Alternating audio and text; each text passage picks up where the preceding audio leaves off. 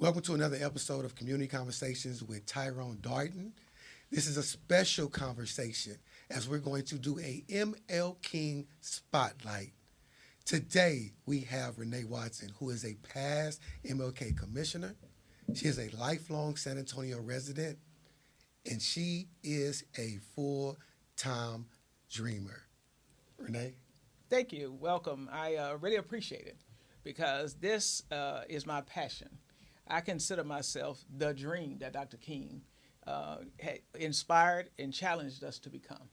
And all the things he did in his life and being old enough to have gone through the struggles and being in the streets pre-civil rights movement and then a part of the civil rights movement and then where we are today with the DEI and those conversations. Mm-hmm. So hopefully we can get into some of that conversation and we'll be able to share what's going on.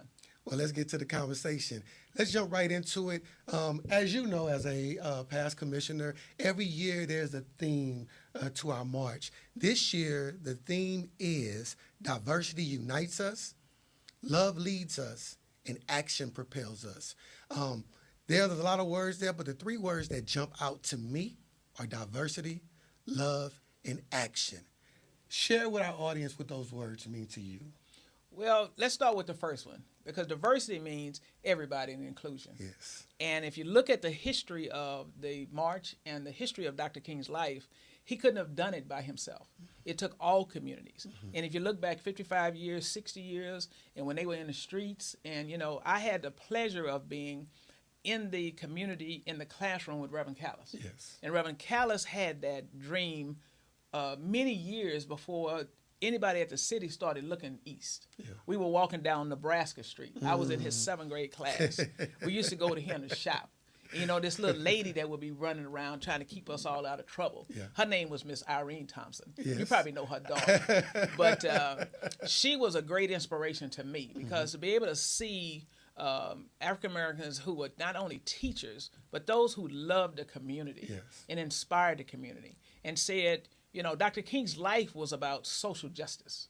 So when we talk about action, social justice is what he was talking about.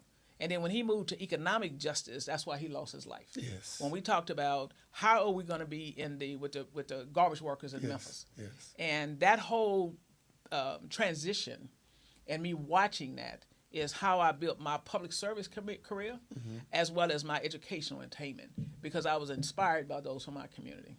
Well, I think you are leading into the second question I have for you. I introduced you as a dreamer, and you said that you feel like you are living the dream. Share a little bit more about that with our audience. Yeah, because when you look at, if you really examine, I'm a student of the Dr. King movement, the civil rights movement, from the legal side to the economic side. Yes. And I always will bring up, you know, we studied the economic elements of what this meant. And I think Reverend Callis taught me that, and that's why I became a public administrator, public servant. No desire to be the elected, but someone has to be inside those governmental entities to be able to do things and make a difference. And one of the things that came out of the whole movement is affirmative action. We talk about diversity, because the movement wasn't about a hands up or some benefit. It was to ensure non-discrimination. We were trying to eliminate discrimination. So in 1987, when Ronald Reagan signed that bill that said there would be a Martin Luther King holiday across the country, Texas wasn't at the table. Texas took a long time. So there was some guys out on the street. One of them just happened to be my neighbor, Rick Green. So I started chasing them around. Rick Green, Mario Salas, T.C. Calvert, and John Sanders. They were out there in the streets to say, let's make this happen. What can we do? And they started talking about the economics. And I know you've talked to some of them, and we've heard the stories about the economic boycott with the NFL and the Super Bowl. So when you're a part of that, and you get to see it, because I'm about 10 years younger than those guys, but they let me come along, and they let me be a part of it. We had a group back then called Frontline 2000. They let me be the vice president, so I'd have a title. But it was really, a glorified secretary. They just needed somebody to take notes and document. And I benefited for that because I always had my camera. So the very first march, when we went down, when Labor came in with Reverend Callis, And we looked at how do we tell this story to those who come after us. And we've been telling that story. And that's why I feel like that I am the dreamer.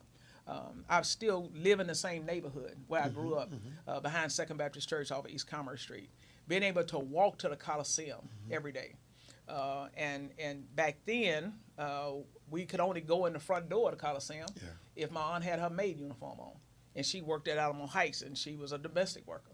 But if she didn't have it, and our hair was an Afro puff, we had to go in the back door and go upstairs like everybody else. So to be sitting here, and as we talk about the economic opportunities, understanding what that really means for our community. That's why I say I live this dream every single day, because I get to change lives, change families, and influence those policy decisions that are being made. And we are definitely grateful for, first of all, sharing all that, but just the dream itself. I'm from the community. I'm about 10, no, I don't know how many years, but we know how many. But well, I'm gonna tell a story because your mama was in my class. That's what I was trying to avoid. That's why I was. Me and Joyce used to hang out. That's why I was tapping on my words. So yes, you're a part of that, and you came in behind us, and she was out there with us as well up at Riley Middle School because y'all lived on the other side of the street. Exactly. So she had to go to Highlands when we went to Sam Houston. And so. With that being said, and it kind of the transition to the next part of this interview, just talking about the history and just a little bit about me. Again, I'm born and raised here in San Antonio, 3278 Martin Luther King, and being born in 1979, raised as an 80s baby, not really knowing everything, but seeing a lot, attending King Middle School, formerly Riley, but ultimately, as a young child, seeing the March grow. And seeing, we call him Reverend Callis, Mr. Callis. He was the shop teacher at King when I went there. And just seeing all these community members, John Sanders and Mario Salas and yourself and so many others supporting the dream. From your perspective, in your words, share with the audience the history of the MLK March to now, back all the way before even the city of San Antonio was involved. Absolutely, because when we were in class, Reverend Callis used to tell us, and even though he didn't teach us government and social studies, that's what he taught us. Because he was involved in trying to make a difference. And his lifelong dream was to build a statue for Dr. King and put that statue somewhere. And he decided that New Braunfels in East Houston Street. So he had a group of kids. We never wanted to go because they was on the street all day with them little red cans. But we were still on the other side trying to figure out all the other elements as we were going through classes. So as a part of the movement to get the holiday, there were 50 of us that used to go to Austin. And we would march from the park to the Capitol many times. But that didn't seem to shake up the state government. And then when Rick Green came up with this idea, and then they talked about boycotting the Super Bowl, it goes back to the economic justice that Dr. King taught us and how we should look at that. So we were part of that. Senator Frank Tejada from the south side of San Antonio sponsored the Senate bill, and then Ron Wilson out of Houston sponsored the House bill in order for that to happen. And then in 1991, Governor Richards signed that bill at the state capitol on Juneteenth, 1991. And then we had a celebration at the Antioch Missionary Baptist Church hosted by Reverend Rector to say in San Antonio, thank you for leading that effort to making this thing happen. So when you check the roles of the legislature, I have a resolution there, and I have it on my wall here in my office, because sometimes you have to go in that corner, and you have to be encouraged in this fight as we continue to go every single day to making sure how do we make a difference in our communities. So the history is well documented. So when COVID came and during my service as the MLK March chair for those 2 years, we just couldn't say we're going to stay home and not do nothing. And that's when we commissioned a movie the first year. And we brought in Yaki Smith, who also went to Sam Houston High School and who is over the film division at UT Austin, to come in and let's get on the ground and make people feel like they're doing the march. So then in 21, there was a second movie made, and we had to make a decision at the last minute, because which one is more important, the health of our community or just getting out here walking with no message and no mission. Yes. And so we documented those two, and both of them are available on YouTube. If you want to see, because those were some troubled times back then. We had the Black Lives Matters movement. We had victims of police shootings in our communities, and then we were still supporting the fire and San Antonio Police Department. So all of those things had to be wrapped up to be able to still tell the story. Yes. And we've done that to document the history of the MLK March, because those archives should be shared for many generations to come, because San Antonio is a rainbow city. 300,000 people on the streets. People don't understand it around the corner. They still think we just ride horses up and down the street. But that's in Fort Worth right now. Now that's really great. Hopefully you guys are enjoying this conversation. Couple more things I want to hit, and I know you're going to want to hear them. In your role, because we know you're a public servant, we can see on your beautiful shirt, the embroidery. Talk to us, because we talk about the economic empowerment. Your role as a public servant, your role professionally working with the county, how does that connect to the dream? So one of the things in my career, I could probably would say I'm probably one of those folks. I remember that I had 100 jobs. You know, that show that you get all these jobs and you don't know why you have all these jobs. Yeah. And then one day you look up and you understand why you had all them jobs and how the Lord was moving on your life. And that's where we are here today. So I've been with Burke County for 25 years as the director of the Small Business and Entrepreneurship Department. One of the things that inspired me to be a part of that public service is standing on the hill at Rio Grande, which is now Melwetta's Way, and East Commerce. A lot of my friends, include Reverend Walker, the late Reverend Walker, lived in East Terrace. Okay. And they grew up, and we used to spend time over there. And when you look downtown, you could only see one or two buildings. And one of them was the courthouse. Okay. One of them was the county jail, and then the Hemisphere Tower. So then you would say, how are you going to make a difference? Everybody was looking that way, wanted to be at the city. Because when you thought about the county, you only thought about incarceration. Wow. And we all know that. When you think of county government, what is it? But county government is from cradle to grave. Yes. When you're born, your birth certificate is here.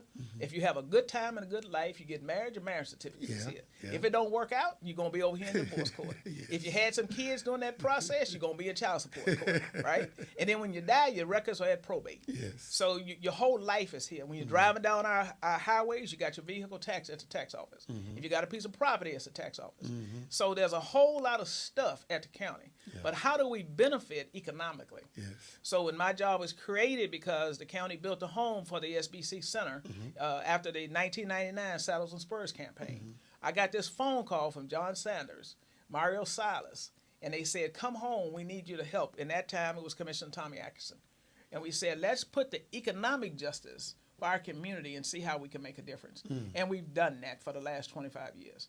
So when we look at what's happening today, we don't really focus on who you are, which is what Dr. King says, the color of your skin, but I want to look at the content of your character. And how do you put your contract availability out there? How do you perform on those contracts? Because that's why we're here, to be able to get you a part of what we do at Burke County, but not just us. We have this philosophy with or within Burke County, and we try to make that a difference for everyone who's out there. Guys, that's powerful. I know you're enjoying this conversation, because I am, but we can't talk forever. So one last thing. You're a dreamer. Yes. I'm a dreamer, and I'm sure there are some dreamers here watching. But ultimately, there may be some people who may not even understand the dream. Empower our people just with some words of encouragement and maybe even some next steps to get closer to their dream. Absolutely, because sometimes folks don't even have a dream because you have a fog in your life. Yeah. So we got to help you. We'll help you to remove that fog. We believe in second chances.